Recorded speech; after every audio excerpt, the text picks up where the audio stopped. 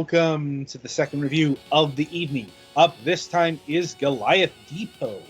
Goliath Depot is a door-slamming 2D arcade game taken straight from the early 80s. Close all doors, kick the enemies, and speedrun your way through 40 unique levels. Goliath Depot is a door-slamming 2D arcade platformer. I don't think you needed to write that twice. In the style of the early 80s, close all the doors, kick away the enemies, and rack up your score in 4 worlds filled with single-screen levels inspired by tough-as-nail retro arcade platformers. Are you good enough to lift the curse of the Goliath Depot?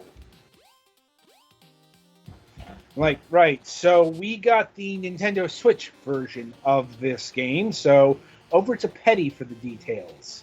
So, yeah, this is...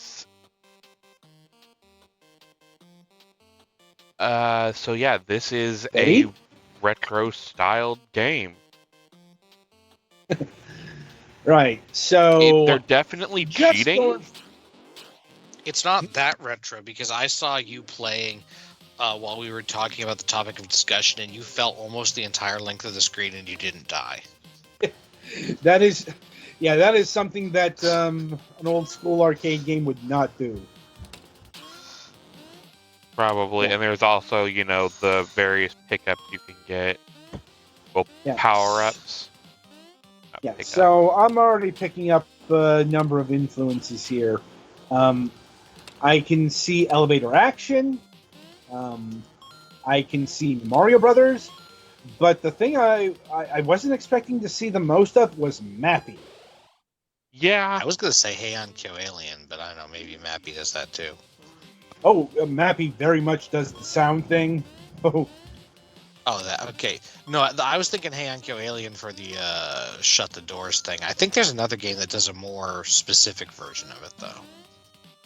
I'm like, you might be thinking of Door, the first game published by Enix. Maybe. Also, Hotel Mario would fall into this. Uh-huh. Yeah, it's a good mix of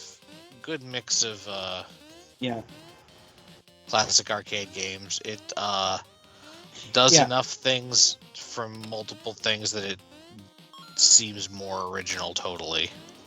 But once again, to my eyes, this doesn't quite look like a retro arcade platformer. I mean, it's the movement. Mm-hmm. Yeah, the movement is smoother and the graphics are. Well, I am also using while they are pixel style, they are power up too. Like this, I'm using a speed up power up. Well, it's not about the speed; it's about the smoothness. You got speed up power ups in the arcades. It's more the fluidity of movement. Because even arcade games of this vintage weren't moving this smoothly. The animation also is obviously higher. The animation thing, they are definitely and the sprites, cheating. while they are pixel style and fairly low resolution, are colorful and. Yeah, to it, go and look up some footage of elevator action and how stiff that game looks in comparison. Even the arcade version. Yeah. So, it reminds me of that game we covered some time ago, Donut Dodo, where it was betrayed by the same kind of fluidity. It's not necessarily a bad thing, mind you. It's just, in claiming to be from the old school. I mean, it's been a whole debate with the whole retro throwback scene. Some are more faithful than others, let's say.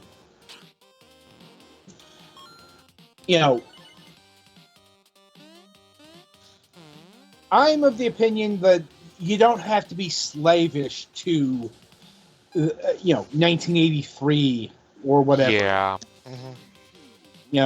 As long as, I can identify it. Because, most of those games they have not aged well. I mean, we cover them fairly regularly.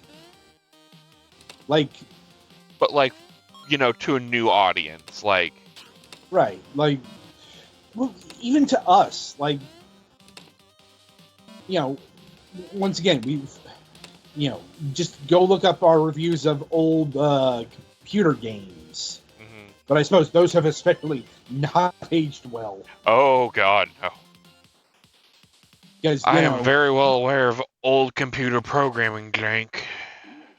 well, not just that, but, you're programming for a keyboard. Not just, like, modern day keyboards, like the ZX Spectrum with its fucking chiclet keyboard. Mhm. Or Also known as or the the crime membrane against keyboard. humanity. Yeah.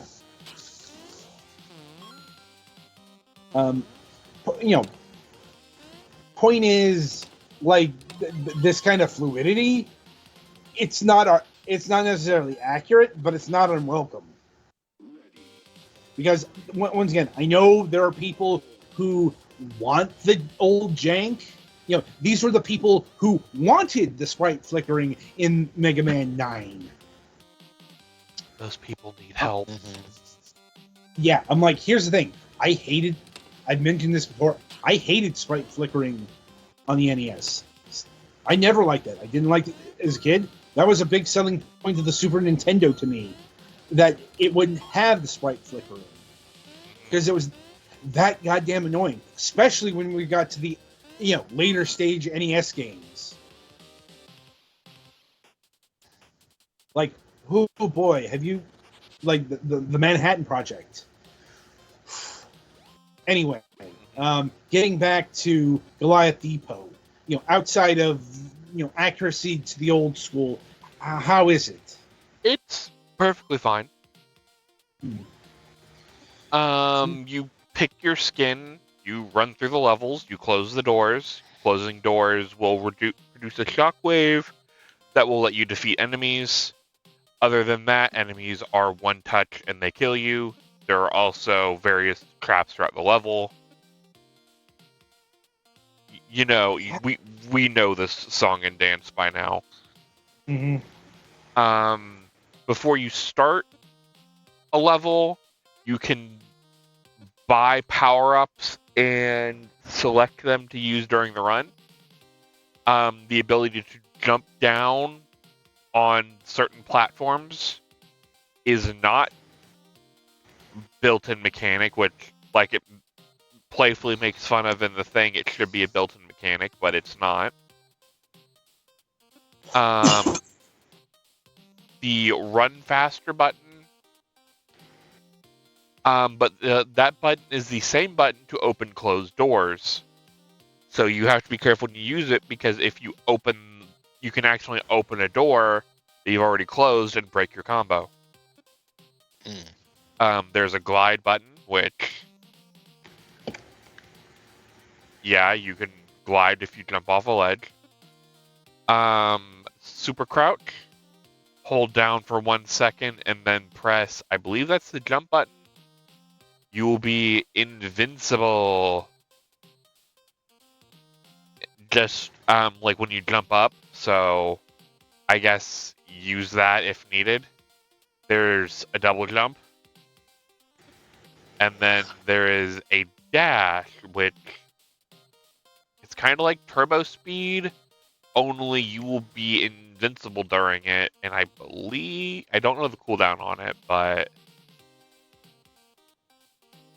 yeah. And as you can see, these get more progressively more expensive as you climb up this ladder, and you can only take one of them. So because I picked super speed, or the turbo speed, I can't have double jump too. And I can also just turn it off and not have any power up. And then you just hit start. And doing the first world gives you this, like, how to play, which I guess I can let it roll. And yeah, it kind of shows you how stuff goes. You need to close all the doors and make it back to the entrance. You collect coins, which uses the same coins you use in the shop.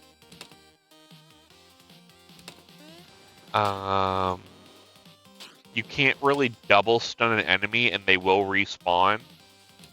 So I guess something to keep aware of as you plan your route, basically. Like, obviously, this is very speedrunnable, And then there are 10 level. I believe there are 10 levels per stage. And I don't know how many, like, fully levels there are through the whole game. I did not get super far. Because this is one of those games you'll know very immediately if it will be something you would want to continue playing. And it's not bad. Would I come back to it after the review? Probably not. But it's one of those interesting novelty games. Probably would have got maybe a brief rent from Blockbuster back in ye olden days. Music is fine. We already touched on the art a little bit. It's fine. The game is just overall a fine game. What are we looking at price-wise? Let's see. And let me make sure everything is. Yeah, okay. It is $7, $6.99 USD. Is that parity all consoles? Yes. All right. I did have to check because there are different publishers on different platforms. Yep. This is why we ask these questions. Yeah. Well, it's like when we get a game from Flint's Arcade, it's typically for the Nintendo Switch. Yeah. For that price, it's acceptable. Like, if this looks appealing to you at all, probably just go get it. That price is fine.